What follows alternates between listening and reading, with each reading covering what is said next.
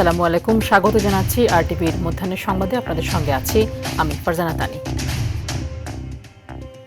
আওয়ামী লীগ আমলে গুম, খুন ও নির্যাতিত ব্যক্তিদের পরিবারের সঙ্গে মত বিনিময় করছেন বিএনপির চেয়ারম্যান তারেক রহমান। রাজধানীর চিনমতি আন্তর্জাতিক সম্মেলন কেন্দ্রে চলছে এই সভা। তারেক রহমান ছাড়াও অনুষ্ঠানে উপস্থিত আছেন বিএনপির স্থায়ী কমিটির সদস্য সালাউদ্দিন আহমেদ, সিনিয়র যুগ্ম মহাসচিব রুহুল কবির রিজভী। শুরুতেই আমরা বিএনপি পরিবার এর আহ্বায়ক আতিকুর রহমান রুমন ও মায়ের ডাকের আহ্বায়ক সানজিদা ইসলাম তুলিকে সঙ্গে নিয়ে গুম খুন আলোকচিত্র প্রদর্শনী ঘুরে দেখেন তারেক রহমান।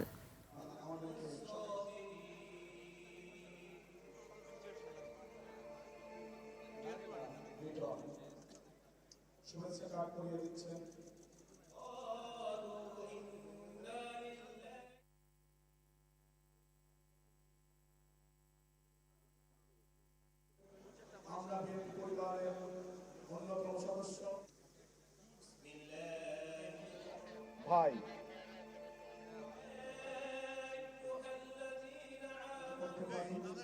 এই জন্য আপনারা আমাদেরকে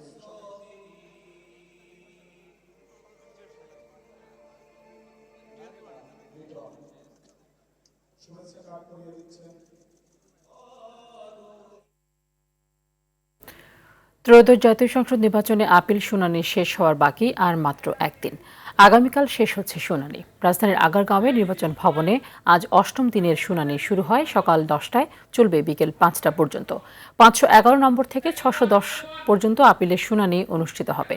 এর আগে ৭ম দিনের আপিল শুনানিতে ১৮ প্রার্থীর আবেদন মঞ্জুর, নাম মঞ্জুর হয় ১৭ জনের।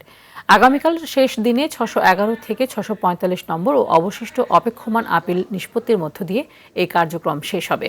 এবারের নির্বাচনে মনোনয়নপত্র বাতিল ও গ্রহণের সিদ্ধান্তের বিরুদ্ধে নির্বাচন কমিশনে মোট ৬৪৫টি আপিল আবেদন জমা পড়ে। গত ৪ জানুয়ারি বাছাইয়ের শেষ দিনে রিটার্নিং কর্মকর্তারা ৩০০ নির্বাচনী এলাকায় মোট ২৫৬৮টি মনোনয়নপত্রের মধ্যে ১৮৪২টিকে বৈধ এবং ৭২৩টিকে বাতিল ঘোষণা করেছিলেন। এদিকে আচরণবিধি নিয়ে নির্বাচন কমিশনের দেওয়া কারণ দর্শানোর নোটিশের জবাব দিয়েছেন বাংলাদেশ খেলাফত মজলিস আমির মামুনুল হক। তো এই যে ঘটনাটা, এটা আমি মনে করছি যে লেভেল প্লেইং ফিল্ড তৈরির ক্ষেত্রে এগুলো একটা সিগনিফিকেন্ট একটা লক্ষণ, যেটার দ্বারা বোঝা যাচ্ছে যে এখানে নানাভাবেই প্রতিপক্ষকে বা কোনো এক পক্ষকে ঘায়েল করার, তাদের ভাবমূর্তি ক্ষুণ্ণ করার নানা ধরনের এখানে কার্যক্রম পরিচালিত হচ্ছে বলে আমরা শঙ্কিত। রাজধানীর আগারগাঁও নির্বাচন কমিশন থেকে সরাসরি যুক্ত হচ্ছেন সহকর্মী নাজমুল হুদা।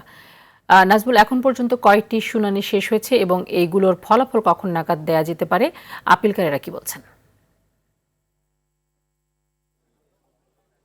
তানি, এখন পর্যন্ত আজকে ৮ম দিনের মতো শুনানি চলছে। শুনানির প্রায় আমরা যতটুকু দেখেছি ১২ থেকে ১৫ জনের মতো যাদের শুনানি হয়েছে। তবে এই শুনানির চূড়ান্ত যে ফলাফল, সেই ফলাফলটি আমরা এখন পর্যন্ত জানতে পারিনি। তো আজকেও ১০০ জনের আবেদনের শুনানি হবে এবং আজকে ৫১১ থেকে ৬১০ পর্যন্ত শুনানি হবে। তবে একটি বিষয়ে যেটি আজকে আমরা ব্যতিক্রম লক্ষ্য করেছি, সেটি হচ্ছে যে বিগত দিনে আমরা দেখেছি যারাই আবেদন করেছেন তাদের অধিকাংশই ছিল প্রার্থিতা ফিরে পাওয়ার ক্ষেত্রে।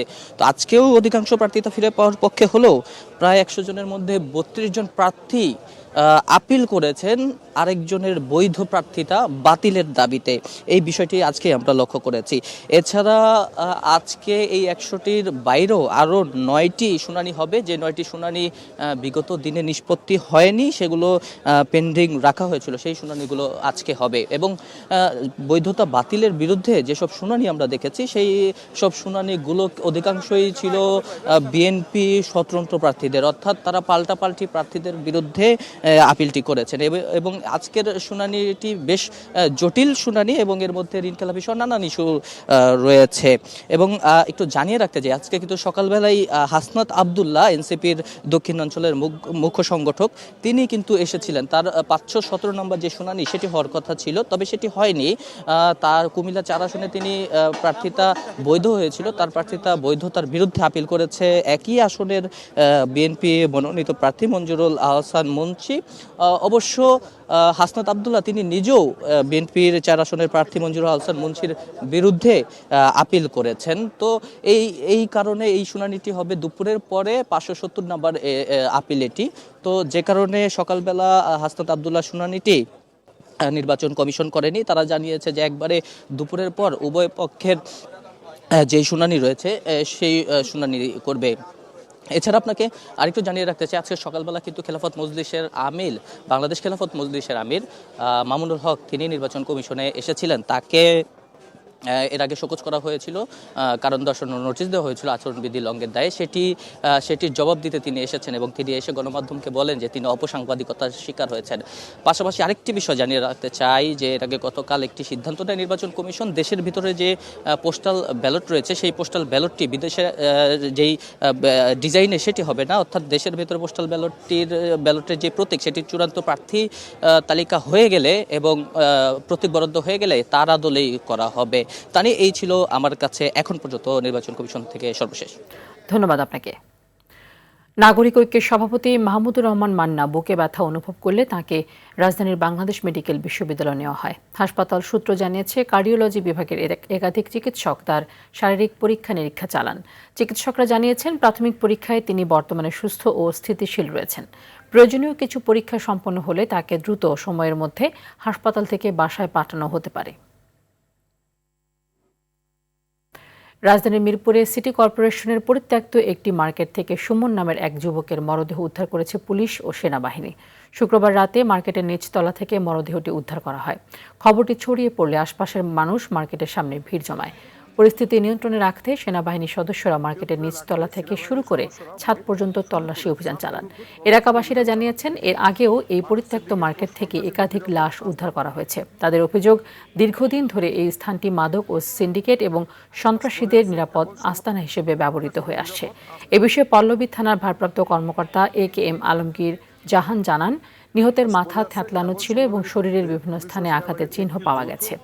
ময়নাতদন্তের প্রতিবেদন পাওয়ার পর বিস্তারিত জানা যাবে বলেও জানান তিনি। মার্কেটের ভিতরে প্রবেশ করে নিচতলায় একটি মরদেহ পড়ে থাকতে দেখা যায়। সুমন, বাড়ি বরিশালের মোলাদি। আমরা পরবর্তী ইনভেস্টিগেশনে খুব স্বল্প সময়ের মধ্যে আমরা বিস্তারিত বের করতে সক্ষম হবে বলে আশা করি। নারায়ণগঞ্জের সোনারগাঁ সিংলাবো ব্রিজ এলাকায় ডাকাতির প্রস্তুতিকালে 7 সদস্যের একটি সংঘবদ্ধ ডাকাত দলকে আটক করেছে পুলিশ। এ সময় তাদের কাছ থেকে দেশীয় অস্ত্র, ছোরা, চাপাতি, লোহার রড উদ্ধার করা হয়েছে। পুলিশ জানায়, গেল রাতে পুলিশ টহলকালে টর্চ লাইট জ্বালিয়ে জঙ্গলের দিকে তাকাতেই ডাকাতরা দৌড়ে পালানোর চেষ্টা করে। পুলিশ ধাওয়া দিলে এলাকাবাসী ছুটে এসে তাদের ধরে ফেলে এবং গণধোলাই দেয়। গণধোলাইয়ের কারণে তারা আহত হওয়ায় প্রাথমিক চিকিৎসার জন্য হাসপাতালে পাঠানো হয়েছে।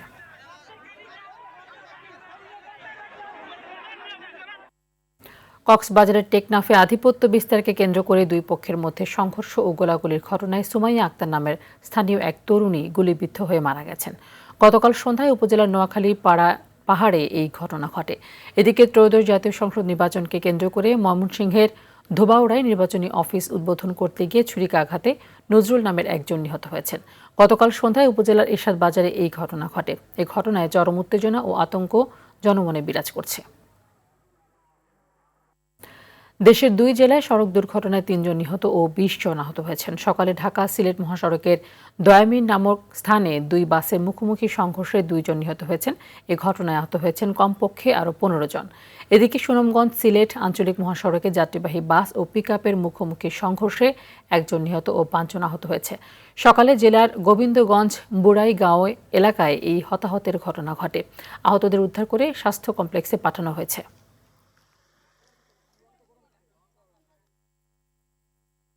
শব্দ দূষণ রোধে এখন থেকে শুধু পরিবেশ অধিদপ্তর নয়, মামলা করতে পারবে ট্রাফিক পুলিশ। নীরব এলাকায় হর্নের বিরুদ্ধে পরিবেশ অধিদপ্তর এবং পুলিশের অভিযান চলমান থাকবে বলে জানিয়েছেন পরিবেশ, বন ও জলবায়ু উপদেষ্টা সৈয়দা রিজওয়ানা হাসান।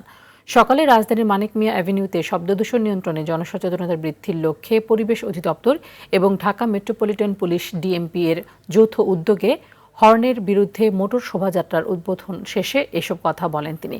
পরিবেশ রক্ষায় সামাজিক আন্দোলনের মাধ্যমে হর্ন বাজানো কমিয়ে আনার আহ্বান জানান পরিবেশ উপদেষ্টা। এছাড়া আতশবাজির জন্য নির্দিষ্ট একটি জায়গা নির্ধারণ করে দেওয়ার কথা জানান রিজওয়ানা হাসান। পরে মানিক মিয়া অ্যাভিনিউ থেকে ফার্মগেট কারওয়ান বাজার ঘুরে পরিবেশ অধিদপ্তরে শেষ হয় মোটর শোভাযাত্রা। এ সময় শোভাযাত্রায় অংশ নেওয়া সব পরিবহন হর্ন বাজানো থেকে বিরত থাকে। এখন থেকে গাড়িতে উঠবেন আর হর্ন বাজাবেন না। অভ্যাসটা পরিবর্তন করতে হবে। দুইটা জিনিস জরুরি, একটা হচ্ছে অভ্যাস পরিবর্তন করা, একটা হচ্ছে আইনের প্রয়োগ করা। এই শব্দ দূষণ নিয়ন্ত্রণের জন্য একটা প্রকল্প ছিল, প্রায় 15 কোটি টাকা। সেই প্রকল্পের অর্ধেকেরও বেশি টাকা খরচ হয়ে গেছে। এটা কোনো দৃশ্যমান ফল হয়নি। বাকি টাকাটা আমরা আটকে রেখেছিলাম। প্রকল্পটা রিভাইজ করে আমরা বিআরটিএ কে বড় একটা অংশ দিয়ে দিয়েছি। বিআরটিএ যেন পুলিশকে এবং ড্রাইভারদেরকে প্রশিক্ষণ দিতে পারে হর্ন না বাঁচানোর বিষয়ে।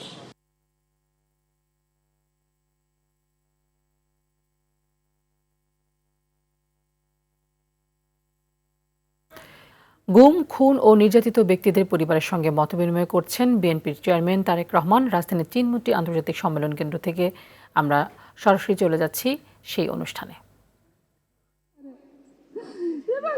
আমাদের পাশে দাঁড়িয়ে, আমার বাচ্চাদের পাশে দাঁড়িয়ে, ভাষায় মানুষের পাশে দাঁড়িয়ে যেভাবে সেবা করতে এইভাবে কেন করে আমার বক্তব্য এখানে আমি আর কিছু বলতে পারলাম না।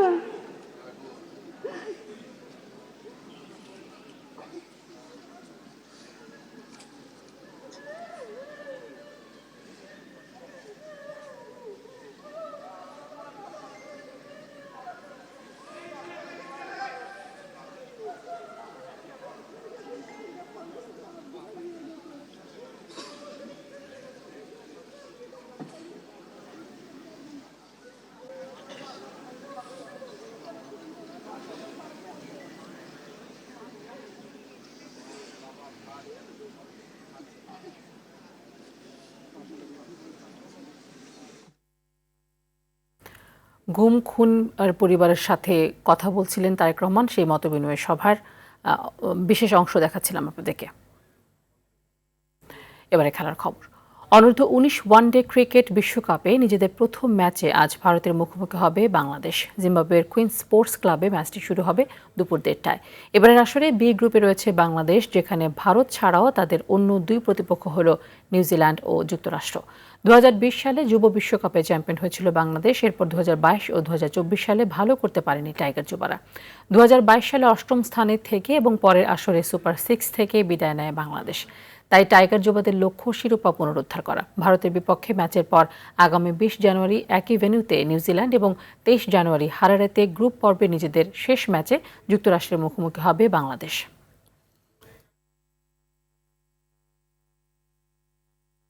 মধ্যাহ্নের সংবাদ এ পর্যন্তই। দুপুরের সংবাদ 1:45 দেখার আমন্ত্রণ রইল। ধন্যবাদ সবাইকে।